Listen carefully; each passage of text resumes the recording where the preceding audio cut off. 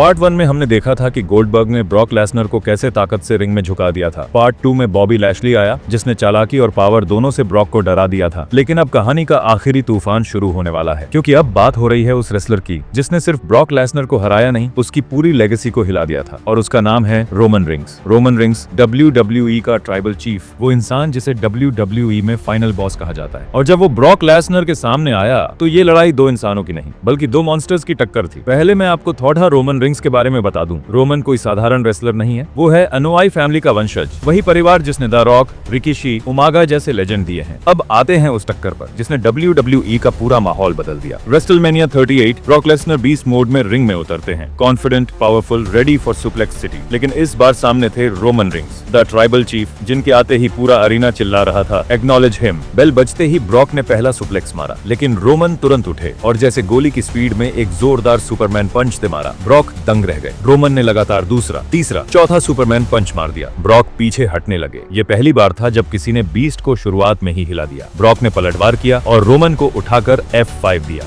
सबको लगा मैच खत्म, लेकिन रोमन ने 2 काउंट पर किक आउट कर दिया। ब्रॉक की आंखों में पहली बार कंफ्यूजन दिखा, क्योंकि रोमन गिरने वाले नहीं थे। इसके बाद जैसे ही ब्रॉक ने दूसरा F5 का सेटअप किया, रोमन ने स्लिप करके खुद को बचाया और ब्रॉक के पेट पर एक तगड़ा स्पीयर मार दिया। रिंग तक हिल गया। मैच के आखिरी पल सबसे खतरनाक थे। ब्रॉक थक चुके थे, मूव्स स्लो होने लगे। रोमन ने मौका नहीं छोड़ा, एक और सुपरमैन पंच और फिर अंतिम स्पीयर। 1 2 3 रोमन रिंग्स ने ब्रॉक लेसनर को रेसलमेनिया में क्लीन हराकर दोनों बेल्ट्स उठा ली। ये सिर्फ जीत नहीं थी, ये वो पल था जब दुनिया ने मान लिया कि ब्रॉक लेसनर के ऊपर भी एक इंसान मौजूद है, और वो है Roman rings. The final boss Goldberg ने ब्रूट फोर्स से हराया, लेस्ली ने टेक्निक से हराया, लेकिन ब्रॉक लेसनर को सबसे बड़ी, सबसे कठिन और सबसे दर्दनाक हार रोमन रिंग्स ने दी।